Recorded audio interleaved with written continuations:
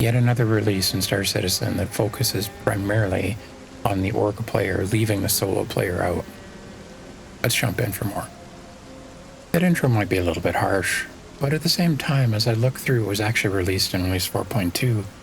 As a solo player, it's honestly very not impressive, and it's just not enough to really bring me into the game. All of the solo players that I know that I play with, yeah, the irony, I know, but all of the solo people that I play with are gone. And this release is a really good example of why. Let's start out with the elephant in the room with the new locations and missions that were actually introduced as part of this release. We've got the ASD Research Labs on Pyro I, the ASD Data Center on Pyro IV, and really the Stormbreaker event. Now, this is a lasting event. It'll be here for quite a while. But the idea is basically you break into a couple of different, well, you break into the labs, you steal some keys and some other stuff, you take that over to the data center, you steal a Valakar egg, and you basically call in the Apex Valakar. I tried to do this. I tried to get some actual game footage of this. I couldn't even get on the transit system without getting shot. This is just absolutely nothing that I can do as a solo player. I couldn't even get close to it just to take video to actually show it to you guys. This really makes me feel like the solo players being left out of this release. This is the main content that's in this release.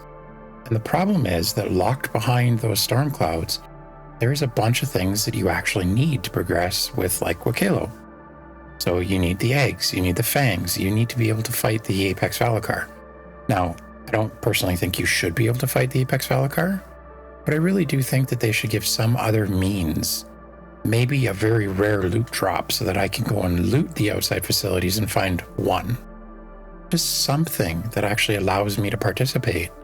Because at this point, I mean, they're pretty videos and I'll just have to watch larger organizations to play. I really don't think I should be forced to join a large organization just to enjoy the entire game. I'm not saying that I should be able to complete it myself, don't get me wrong.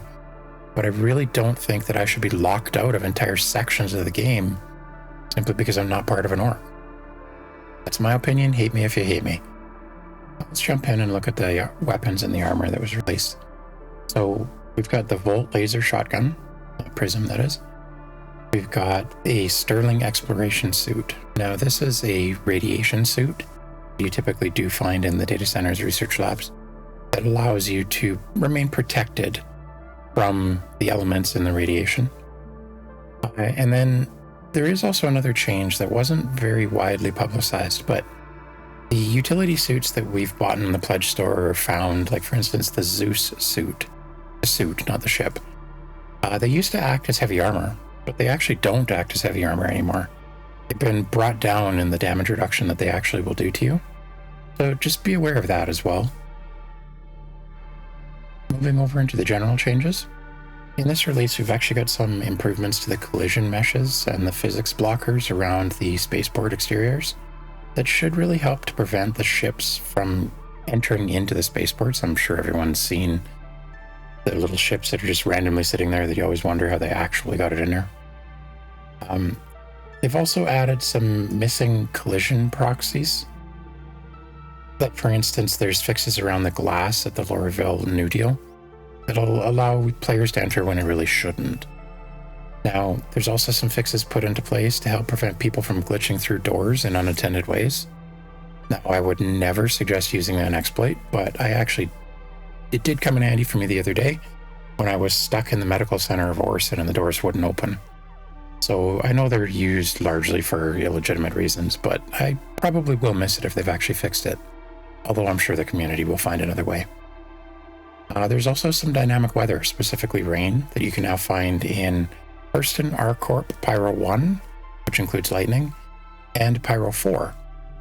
Now, I went to hang out at Pyro I for a little while, and I gotta say, this is actually pretty amazing to sit and listen to, and to watch. I think the graphics might need to be tweaked a little bit, but they are still pretty amazing to watch. As I mentioned earlier, we also have the Apex Valakar. That's actually now in game, but it can only be spawned as an eradicated Apex Valakar, and that's only in the Stormbreaker event for now. Now they have said they'll probably bring the normal one to other places, but I think they really want to kind of control it and test it, which I completely understand. Now, there's also within the same area irradiated Copians, so watch out. I mean, if you didn't like them before, I'm sure you'll like them even less now. They've also introduced the radiation damage and repair. So just so you're aware, you can't just go marching into a radiation storm. Well, you can, but you'll probably die, and your ship will be disabled. And a lot of these new ASD facilities, they're actually protected by those storms. So you have to make sure you're taking the transit system, which are located on the outside of the storms, to get into the center of it. Just for anybody who is wanting to go and explore. The other thing I did notice in testing this release is the helpful tips on the right-hand side, which I'm pretty sure almost everyone who's played this game for a little bit hide. They're actually relevant and helpful. I went out mining and it actually gave me some mining information. Now, I'll be honest, I normally hide them, as I mentioned. I'm not sure if that's part of 4.2 or if that was done a few releases ago, but it was obviously different. So I think they've actually been working on this kind of in secret without really mentioning it. It's nice to see. I always wondered when I started playing the game why those things were so wrong. So just a quick look at the ships and such that are actually introduced as part of this release as well. Now, this is a little bit of a stranger release because they've already announced the ships and they're already selling the ships that are available, even though the release isn't out yet. But I think it was just a matter of the timing with Alien Week coming out, but the patch not actually being ready for release. This to me is actually a nice sign that I see in CIG. I think normally, or previously I should say, they would have just released the patch anyway and dealt with the issues just so they could sell more of the ship. It's nice to see that they kind of pre-sold it for a week, holding off the release. That was really a nice touch to me. I hope it was done on purpose, and I hope it's signs of things to come. So along with the new Esperia Prowler utility, that's the new alien ship I was just talking about, there have been a bunch of changes to the regular variant of the Prowler. So that ship will fly a lot differently than it used to in previous releases. There's also new Wikelo ships, which, as you guys know, it has special paints on them or special components in them. So there's a bunch of new ones that were introduced for Wikelo. And the long-awaited combat mech suit. So it's the Argo ATLS IKTI and the aUEC. So that is a combat variant and then a combat variant that can jump around like the Geo. Now, right now, they've kind of hinted at this only being available by being earned in game. Again, positive signs on things to come. And they're actually earned by getting Wikelo favors and kind of upgrading the normal Atlas that you have.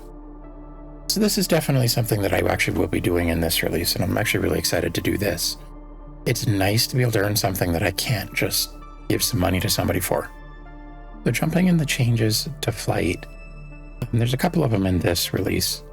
So the first off is there's actually now turbulence. So if you're flying a lot closer to the ground, you're going to actually feel a lot more turbulence.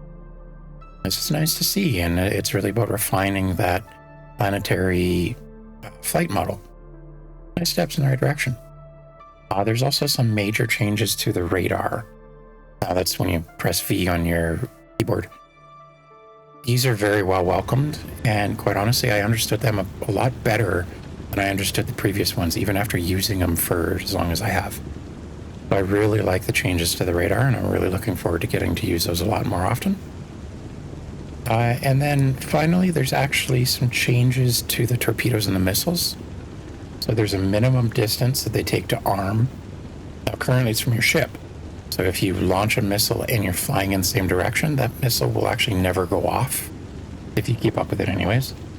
They're looking to change that in the future. This is really just to try it. This is a nice change, so you can't really blast a torpedo at something 1 kilometer away from you anymore. The other thing that you should be aware of, especially if you're flying a Polaris or an Idris, the torpedoes actually have a lot higher health points on them now. So your PDCs are not going to be able to take them out as easy as they used to be, which is kind of why it's nice there's now more of a minimum distance to give them basically more warning. I'll be curious to see how this is tweaked in the future. Last but not least, jumping into the differences for the mining and salvage and more of the industrial players out there. So the only really big change that I noticed in this release is there's a lot shorter refinery times. So going forward in my testing anyway, it was about 3 to 4 times faster to get your refinery jobs done. That is going to come in handy, and I'm absolutely welcoming that, especially with the larger loads through the cargo elevator you can do now. That's all I've got for you in 4.2. This has been another release recap by Citizen Chaos. Thanks for joining me.